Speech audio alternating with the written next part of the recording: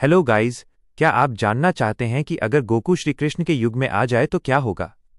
तो आइए video start करते हैं। 1. गोकू का अचानक प्रकट होना। सब कुछ एक ही पल में हुआ। गोकू किसी शक्तिशाली दुश्मन से लड़ते हुए अपनी शक्ति की सीमा से बाहर चले गए थे। एक भयंकर काई हाई वेव के दौरान एक रहस्यमय अंतर आयामी दरार इंटरडायमेंशनल रिफ्ट खुली और अगले ही क्षण गोकू सुपर सायन रूप में सीधे द्वारका के निकट एक सुनसान समुद्री तट पर आ गिरे। उन्हें लगा जैसे किसी भयंकर ऊर्जा ने उन्हें खींच लिया हो। जब उन्होंने आंखें खोलीं तो आसमान नीला था, हवा में नमक की गंध थी और उनके चारों ओर का आर्किटेक्चर उनके ब्रह्मांड से बिल्कुल अलग था। और नहीं कोई गैलेक्टिक पेट्रोल, न ही बुलमाका टेक्नोलॉजी। 2. लोगों और गोकू की प्रतिक्रियाएं। लोगों का रिएक्शन। द्वारकावासी। जब गोकू पहली बार शहर की ओर बढ़े तो उनका लंबा, नुकीला और खड़ा हुआ सुनहरा बाल, सुपर सायान रूप के कारण और उनके अजीबोगरीब कपड़े ऑरेंज डोगी देखकर लोग भयभीत और अचंभित हो गए। कुछ ने उन्हें असुर समझा तो कुछ ने उन्हें किसी शक्तिशाली देवता या गंधर्व का रूप।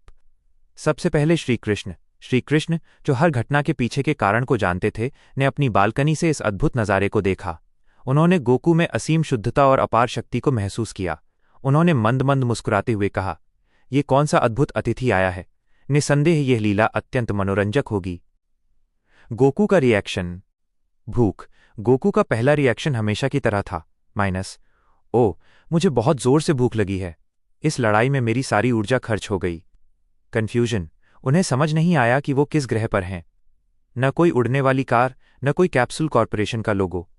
उन्होंने अपनी इंस्टेंट ट्रांसमिशन की शक्ति का उपयोग करने की कोशिश की, लेकिन किसी अज्ञात कारण से ये पूरी तरह काम नहीं कर रहा था। शायद यह ब्रह्मांड उनकी ऊर्जा को अलग तरीके से फिल्टर कर रहा था। 3. गोकू और श्रीकृष्ण का मिलन। श्रीकृष्ण स्वयं गोकू के पास पहुंचे। उनके चेहरे पर शांति और प्रेम था। श्रीकृष्ण, हे अद्भुत योद्धा, आपका इस धरा पर स्वागत है। मैं कृष्ण हूं। मुझे लगता है कि आप रास्ता भटक गए हैं। गोकू आश्चर्य से, आप बहुत शांत दिखते हैं, लेकिन आपके अंदर एक विशाल शक्ति छिपी है। क्या आप मेरे दोस्त लॉर्ड बीरस जैसे कोई भगवान हैं? मुझे गोकू कहते हैं। क्या यहां कोई मजबूत लोग हैं जिनसे मैं लड़ सकता हूं? श्रीकृष्ण गोकू की सरलता पर हंसे और उन्हें बताया कि वो असुर नहीं बल्कि द्वारका के अतिथि हैं। गोकू ने तुरंत अपनी भूख का इजहार किया और कृष्ण ने उन्हें 56 भोग का भोजन कराया, जिसे गोकू ने मिनटों में चट कर दिया। कृष्ण ने उन्हें समझाया कि वो उनके ब्रह्मांड से बहुत दूर कुरुक्षेत्र युद्ध के ठीक पहले के समय में आ गए हैं। 4. गोकू का हस्तिनापुर गमन। श्रीकृष्ण ने गोकू को अपनी लीला का एक हिस्सा बनाने का निर्णय लिया। श्रीकृष्ण, गोकू, आप एक सच्चे योद्धा हैं, लेकिन यहां लड़ाई ताकत से नहीं, धर्म और अधर्म के बीच लड़ी जाती है। आपको हस्तिनापुर जाना चाहिए। वहां मेरे चचेरे भाई पांडव हैं, जिन्हें आपकी जैसी शक्ति और शुद्ध हृदय वाले मित्र की आवश्यकता है। चूंकि गोकू की इंस्टेंट ट्रांसमिशन की शक्ति काम नहीं कर रही थी, श्रीकृष्ण ने अपनी दैवीय शक्ति का थोड़ा उपयोग किया और गोकू के लिए एक जादुई रथ प्रकट किया जो हवा में उड़ता था, काफी हद तक फ्लाइंग निम्बस जैसा, लेकिन रथ। गोकू रथ देखकर उत्साहित हो गए और कृष्ण को धन्यवाद देकर हस्तिनापुर की ओर उड़ान भरी। 5. पांडवों से भेंट। गोकू सीधे हस्तिनापुर के बाहरी जंगल में उतरे। पांडव अपने वनवास के अंतिम चरण में थे और उन्हें अचानक ये अजीबोगरीब उड़ने वाला रथ देखकर आश्चर्य हुआ। गोकू ने उन्हें देखा और अपनी सरलता से सीधे पूछा, क्या आप लोग बलशाली हैं? क्या आप लोग लड़ना जानते हैं?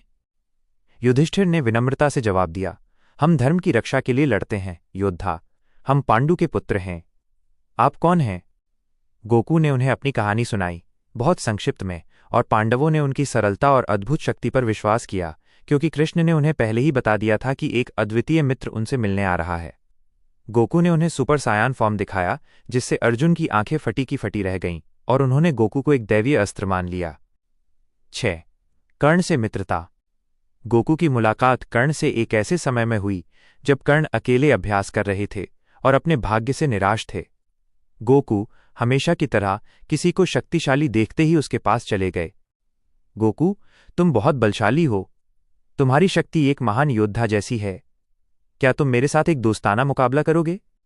कर्ण गोकू के सीधेपन और निस्वार्थ प्रशंसा से प्रभावित हुए।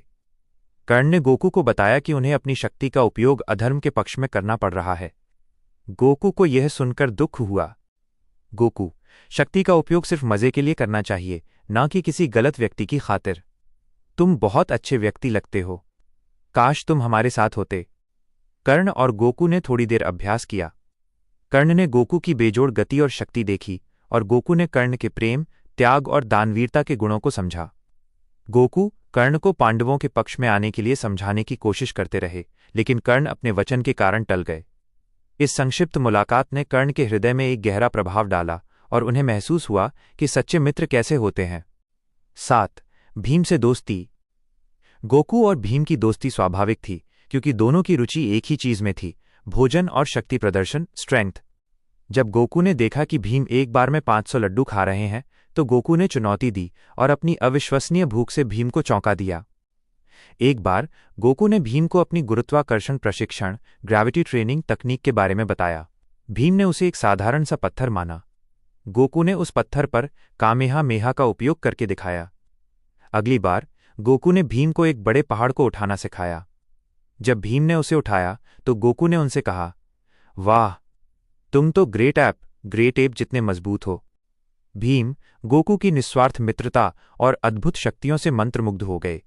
गोकू ने भीम को सिखाया कि कैसे अपनी क्रोध की ऊर्जा को एक केंद्रित और नियंत्रित बल में बदलना है, जिससे भीम की गदा युद्ध, मेस फाइटिंग की कला और भी शक्तिशाली हो गई। 8. गोकू की वापसी। कुरुक्षेत्र युद्ध का समय आ गया था। गोकू जानते थे कि ये लड़ाई सिर्फ शक्ति की नहीं है, बल्कि धर्म की है, और कृष्ण इस कहानी के असली नायक हैं। युद्ध से ठीक एक दिन पहले गोकू श्रीकृष्ण के पास गए। गोकू, कृष्ण, मुझे लगता है कि मेरा काम यहां पूरा हो गया है। मुझे अपने परिवार की याद आ रही है। क्या मैं घर जा सकता हूं? श्री कृष्ण मुस्कुराए। उन्होंने गोकू को समझाया कि उनकी उपस्थिति ने कई आत्माओं को प्रेरित किया है, खासकर पांडवों को। उन्होंने गोकू को बताया कि उनकी यात्रा का उद्देश्य पूरा हो गया है। कृष्ण ने अपनी विराट रूप, कॉस्मिक फॉर्म की एक झलक दिखाई, जिससे गोकू समझ गए कि श्रीकृष्ण काई या बीरस से भी परे कोई शक्ति है। श्री कृष्ण ने गोकू के माथे को छुआ और एक क्षण के लिए गोकू को अपने ब्रह्मांड की सभी ऊर्जाओं का एहसास हुआ। इंस्टेंट ट्रांसमिशन की शक्ति काम करने लगी। गोकू ने अपने सभी नए दोस्तों पांडवों, भीम और यहां तक कि दूर खड़े कर्ण को भी एक जोरदार गुड बाय चिल्लाया। उन्होंने एक अंतिम काई हाई वेव की तरह दिखने वाली ऊर्जा का उपयोग करके अंतरिक्ष में एक आयामी द्वार खोला। वो अपने दोस्त वेजिटा से लड़ने के लिए वापस चले गए, लेकिन उनके हृदय में हमेशा के लिए धर्म, मित्रता और उस अद्भुत युग की यादें बसी रहीं। अगला कदम। क्या आप इस कहानी को जारी रखना चाहेंगे कि गोकू ने वापस जाकर अपने दोस्तों को महाभारत की कहानी कैसे सुनाई?